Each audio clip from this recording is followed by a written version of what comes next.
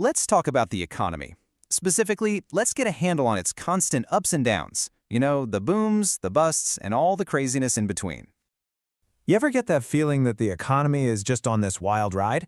I mean, one minute things are looking up, everything's great, and the next, it feels like we're taking a nosedive. We all feel it. And today, we're going to figure out exactly why it feels so much like a roller coaster. So here's the game plan for our explainer. We're going to start with that big roller coaster picture. Then we'll break it all down to two super simple rules that pretty much drive everything. And then we'll walk through each part of the ride, when times are good, the inevitable downturn, and of course the climb back up again. Okay, so let's get this journey started. To really understand the whole ride, we first have to figure out what's making this coaster move in the first place. Before we can even talk about the ride itself, we gotta look under the hood. Think of supply and demand as the actual engine of our economic roller coaster. These two forces, well, they're in a constant tug of war, and that's what creates all the motion we feel. First up is the law of demand. And honestly, this is something you already get intuitively. Put simply, the more expensive something gets, the less of it people want to buy. But when it gets cheaper, oh yeah, we want more. It's just basic human nature. Let's use a super simple example. Imagine your daily coffee suddenly jumps from, say, $3 to $5. What do? Well, you might start making it at home, or maybe you switch over to tea.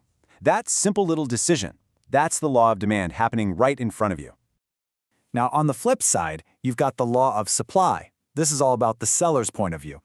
If they can sell their stuff for a higher price, you bet they're going to want to make and sell more of it. But if the price drops, their motivation kind of drops with it, so they'll produce less. Makes sense, right?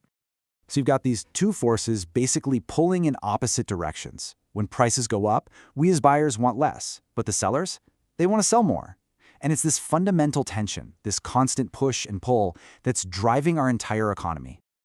Okay, now that we've got the engine figured out, let's get to the ride itself. And we're going to start with the best part, that slow, exciting climb all the way to the top when the economy is just booming. This little drawing right here, this is going to be our guide for the rest of our chat. It basically maps out the whole journey. And as you can see, it's just a cycle of peaks and valleys. Right now, we're going to focus on that first big climb up, the part labeled boom. A boom is, well, it's exactly what it sounds like. It's that amazing phase where the economy is just firing on all cylinders. Everything's going up. Production, jobs, salaries, how much we're all spending. It's really a time of widespread prosperity. So what does this actually feel like on the ground? Well, during a boom, businesses are making a lot of money, and they're expanding. Jobs are easy to find, so unemployment is super low. And with more cash in our pockets, we all feel more confident, and we spend more, which, you guessed it, fuels even more business growth.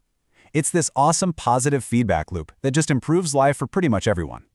But you know how it is with any roller coaster. That climb to the top, it's always followed by the drop. So now let's look at that inevitable downturn, the part of the cycle where the economy starts to shrink.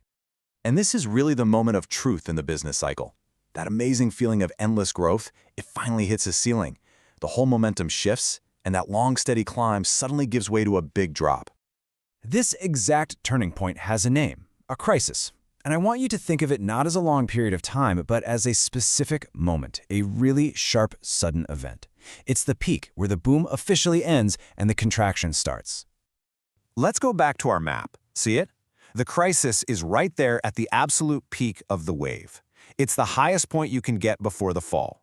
It's that critical switch from the good times of the boom to the not-so-good times of the bust.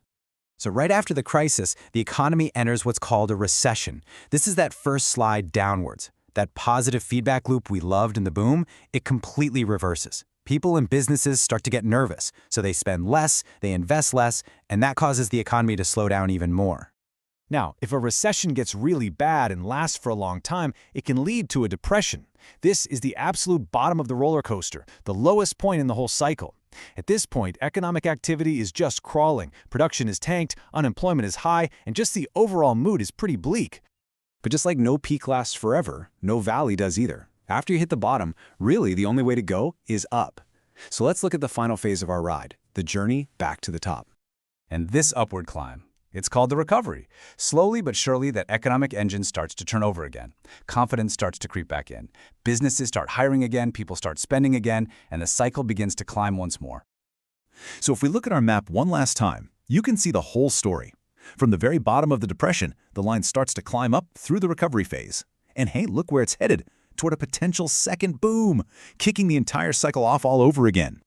And here's something that's really hopeful and just super important to remember. The cycle doesn't just reset to where it was. If the growth is strong enough, the next peak can actually be higher than the last one. It just goes to show that despite all the downs, the long-term path of the economy is often one of growth. So, now that you've got the map of the business cycle, it kind of leaves us with one last big question.